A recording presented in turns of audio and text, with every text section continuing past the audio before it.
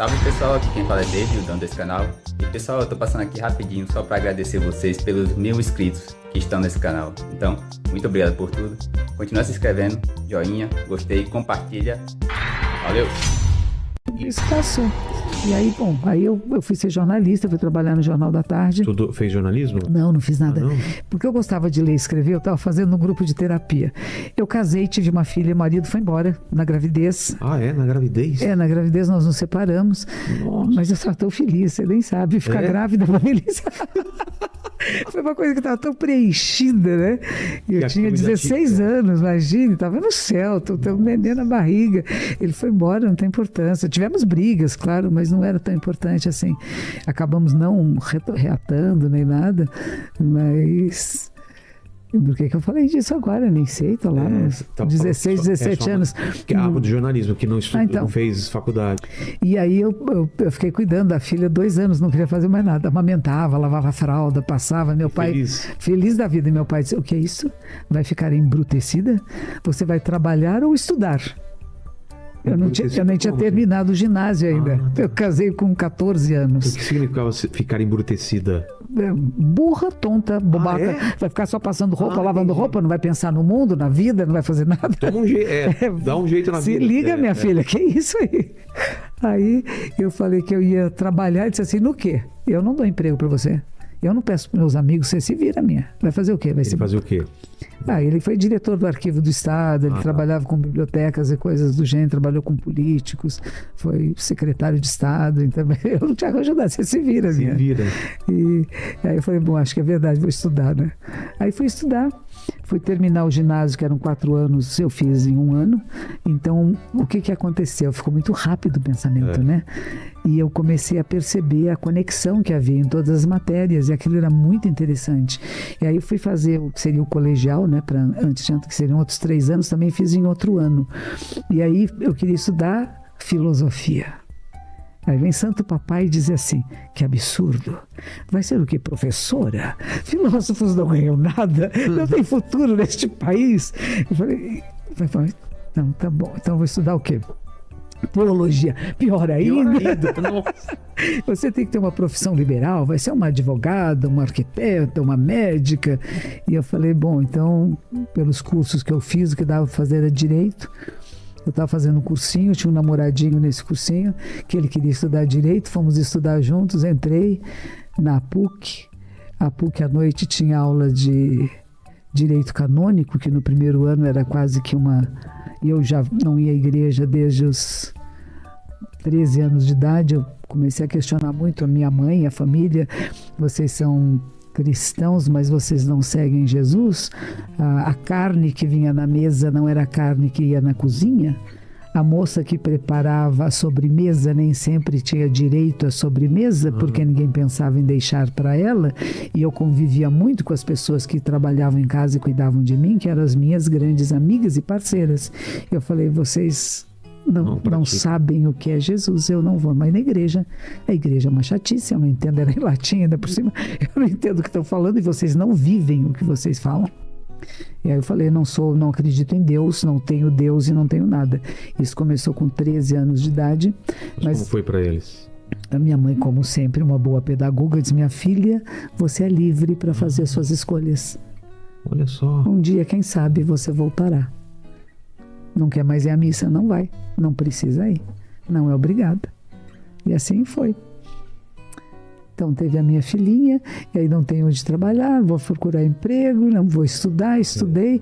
E quando eu estou aí nessa época, meu pai me viu um dia dando um beijo no namorado na rua, foi um escândalo, quase me bateu, quase me matou, vagabunda, prostituta, que é isso? Onde já se viu beijar uma pessoa? Uma mulher separada com uma filha. Não diga para ninguém que você tem uma filha. Ninguém pode ser, porque os homens vão todos querer se aproveitar de você. Nossa. Como se eu não me aproveitasse, né? Não tinha do lado de cá, não tinha nada, né? Mas aí foi danado isso. E aí eu fui fazer terapia com um cara muito lindo que tinha em São Paulo, que chamava Gaiarsa. Era terapia de grupo. E nesse grupo, um dia eu tô falando, é muito difícil morar com meus pais, eu não posso namorar, eu não posso fazer nada, vivo trancada lá, controlada o tempo todo. E um desses personagens que estava nesse grupo, que era um jornalista, disse, por que você não vai trabalhar? Eu falei, fazer o quê? Disse assim, o que você gosta de fazer? Escrever, ler e escrever. Tem uma vaga no Jornal da Tarde, vai lá amanhã. Eu fui. Teste? Sem ter noção do que era. O teste era assim, bom, era carnaval, você vai entrevistar esses... era o Denner, o Clodovil, enfim, Sim. desenhistas de moda, tinha outro que chamava José. Você vai entrevistá-los e pedir para fazer uma fantasia, fazer um desenho para você. Fui morrendo de vergonha, eu era tímida. Para falar, a pessoa pergunta quem é você, o que você faz, o que você gosta com a sua vida. Peraí, calma, né? Eu fui, voltei, disseram, não, você não perguntou tudo, escreve agora. Aí escrevi o texto, falei, que porcaria, não é isso, escreve de novo. Escrevi, não presta. Me perguntaram, você sabe o que é um lead? Que é o início da matéria. Eu falei assim, não sei. Pois é, tem que aprender, né? Enfim, no dia seguinte saiu um texto e foi a minha primeira aula. Que não era nada do que eu tinha escrito. É mesmo? Tinha as informações que eu levei, mas completamente diferente. Aí a senhora viu e aí aprendeu como era formado. Aprendi alguma coisa, comecei a aprender. Quando eu ia fazer entrevistas, falavam quem, quando, como, onde, por quê. Você tem que trazer essas 5 respostas. E eu tinha vergonha de perguntar. Muitas vezes voltava para casa da pessoa, batia na porta, eu não perguntei isto. Putz. E foi bem duro mesmo. Aí depois, até que você percebe que não é você, né? Enquanto eu tenho que perguntar, eu tenho que ser aceita. Eles têm que gostar de mim. Eu nunca perguntaria isso, porque eu sou uma bonitinha, né? De repente, não sou eu que estou perguntando, é o público. O público quer saber tal coisa. Eles querem saber, não sou eu. Até isso acontecer foi bem difícil, bem doloroso, era um sacrifício. E não tinha hora para sair da redação. A gente entrava 1 da tarde e saía 2, 3, 4 da manhã. E teve governo militar, teve passeata, censura. Tudo isso, censura. Um censor no jornal, a gente brincava. Tinha um cara lá? Tinha. Fixo lá? Ele ficava lá? Ele vinha toda noite. E aí, o que ele fazia? Ele lia o jornal inteiro, então a gente escrevia um monte de bobagem, punha textos enormes, deixava coisas em branco. Então a gente se divertia com ele, né? Não era um inimigo, né? Sim. Era um cara que a gente procurava driblar, né? E que no jornal, no dia seguinte, todos soubessem que teve censura. É mesmo? É claro, porque você põe uma poesia, de repente, no meio do... O cara riscava? Ele censurava. Por exemplo, tinha uma matéria que não podia sair, vocês não colocavam o teu lugar, colocavam uma receita. Aí o público sabia, aqui tinha alguma coisa que foi proibido sair.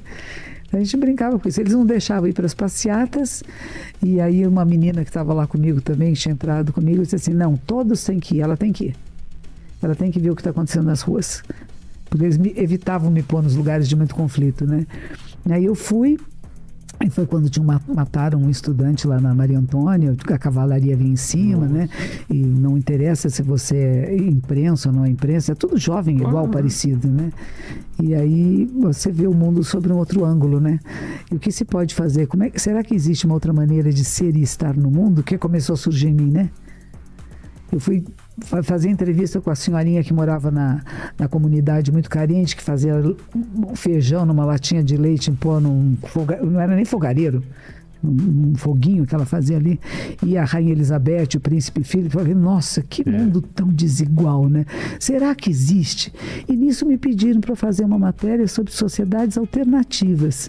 Era uma matéria de arquivo. Sim. E na Califórnia já existia um grupo zen budista que trabalhava sem agrotóxicos, reciclando, comerciando, trocando coisas mais do que pedindo dinheiro e querendo enriquecer. Meio autossuficiente. Eu falei, nossa, o que serão esses? O que será isso? E várias outras possibilidades disso. Onde a senhora achou isso? Numa matéria? Não, era nos arquivos do Estadão. Nos arquivos mesmo?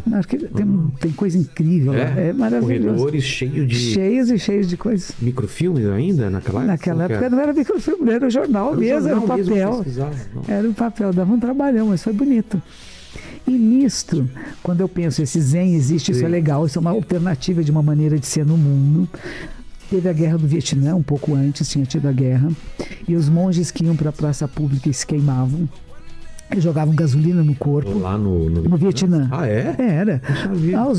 Puxa, era a capa, tinha 3 revistas, Manchete, Fatos e Fotos e Cruzeiro. Sim. A capa das 3 manchetes era esse monge, que ele chamou a imprensa, jogou gasolina no corpo, acendeu um fósforo e ficou sentado em meditação queimando. O quê? Pois que é o que eu falei, que controle é esse, meu? Deus. Como é que alguém... E a capa era ele pegando fogo? Pegando em fogo, em brasa. E quieto, deve sentado. Ser uma imagem muito forte. Deve ser. Será que a gente acha? Deve ter. Essa foto, inclusive, capa do primeiro álbum do Rage Against the Machine. Então eu sei. Ah, eu sei qual que é. Sabe qual que é? Eu sei se é a capa do Rage Against the Machine. Mas coloca então pra gente, por favor. Nossa, que imagem forte. E aquilo ficou na tua cabeça. O que esse cara faz que ele tem essa capacidade de controle é essa? É. E aí tinha os meninos, os Beatles que meditavam, Sim. o pessoal do Yes que meditava, o Pink Floyd, que eram músicas que eu gostava de ouvir. Eu falei, poxa, esses caras meditam, quem são eles, o que eles estão fazendo? Que líricos lindos, né? Que poema, que coisa linda. Enquanto você do lado escuro da lua, peraí, onde é que tá esse cara? Onde é que ele foi, né? O que é que ele tá entendendo? Exato. E eles meditavam. Eu falei, que meditação é isso? O que é isto? Não existia no Brasil nada assim? De Não, eu não movimento? conhecia. Eu não conhecia nada. E aí eu sei que eu comecei a... Tinha um desenhista lá do jornal, que se tornou muito meu amigo, e eu bebia muito. A gente saía da redação e ia beber, quase toda noite bebia, né? É essa foto, olha. É mais ou menos essa aí. Caramba. Olha lá o cara sentado. Foto linda, não né? é? Olha a gasolina ali lá. É. Era um protesto contra a guerra. Dá para o pessoal ver também aí? Gente, tem que acabar com a guerra. Claro. Era uma maneira de dizer, o que está acontecendo aqui é um horror, vocês não podem deixar. E eu sei que esse menino chegou para mim e disse, olha, hoje, em vez de você encher a cara, vamos tomar um ácido? Eu falei, o que é isso? LSD? Eu ia falar LCD. LCD é televisão, né? Vamos tomar pegar uma televisão. É, uma televisão e dar na cabeça. O LSD nessa época era os Beatles, estava todo mundo meio experimentando. Eles já tinham experimentado. A gente estava no fim desse momento. E como foi? Yellow Submarine, tudo isso já tinha passado, já tinha acontecido. Aí tomei, ele me levou lá pra casa dele, a mãe dele estava lá, fez pudim, eu odiava pudim, eu nunca comi pudim com tanto prazer. Eu falei, o que adoro pudim! Nossa, esse pudim! É mesmo? E fiquei olhando no espelho e eu penteava o cabelo só de um lado, né? Eu falei, o que está acontecendo comigo, né? Sentindo, né? Tudo sentindo, assim, Falei, que coisa maluca, o que é isso? O que significa isso, né? E no dia seguinte eu tinha que fazer uma matéria de planadores. Eu fui pegar um planador e fiquei planando lá. Foi uma coisa muito louca. E aí eu fiquei muito curiosa. O que é isso? O que é a mente humana? O que é essa expansão da mente? O que é essa expansão e como isso pode ser? Entendi. E aí eu falei, eu preciso conhecer mais disso. Aí eu resolvi ir para a Inglaterra. Bom, pegaram uma matéria minha e alteraram completamente e assinaram. E aí isso e aquilo me deixou muito brava. Porque eu falei, cadê o nosso romantismo? Nós vivíamos uma redação romântica. A gente trabalhava até que horas fosse, com muita alegria, contentamento, e de repente mudaram a matéria e assinaram. Eu falei, por quê? Aí um deles disse assim, precisava ir para casa, estava cansado. Eu falei, isso nunca aconteceu. Outro disse, o doutor Rui brigou com o dono do barco lá que você escreveu a matéria, a gente teve que mudar. Isso ofendia um menino que estava conosco. Ele era um jovem que tinha espinhas e ele se achava muito feio. E durante os dias que a gente ficou no barco com ele, eu e uma fotógrafa que era da Argentina, falando, você não é feio, cara, você tem espinha acaba, você é um menino lindo. Vai embora. E ele foi saindo desse lugar. Sim. E na matéria eu escrevi assim, fulano que se acha feio. Eles tiraram o que se acha, puseram fulano que é feio. Eu falei, cara, nossa, eu levei uma semana trabalhando com o menino, aumentando a autoestima, eu e a nossa fotógrafa. O menino saiu feliz da vida e eu escrevo isso, eu sou uma mentirosa. Ele vai me odiar pro resto da vida e vai odiar a si mesmo. Vocês mataram uma criança. Esse adolescente deve ter sofrido muito porque você tirou 2 palavras do meu texto. Eu não fico mais aqui. Eu quero uma licença e vou para a Inglaterra. Aí pedi uma licença, deram, não paga, né? Mas fui para lá, não remunerada, fui para a Inglaterra e fui procurar ácido. E ninguém tinha mais, ele não existe mais, todo mundo já tomou, não existe mais. Acabaram. Que coisa velha, coisa antiga. A gente tá em outra agora. Então, o que estava acontecendo nessa época na Inglaterra? Era haxixe, né? Haxixe era a grande coisa. Você foi para Londres mesmo? Foi para Londres, era um charuto desse tamanho de haxixe, uma coisa enorme assim.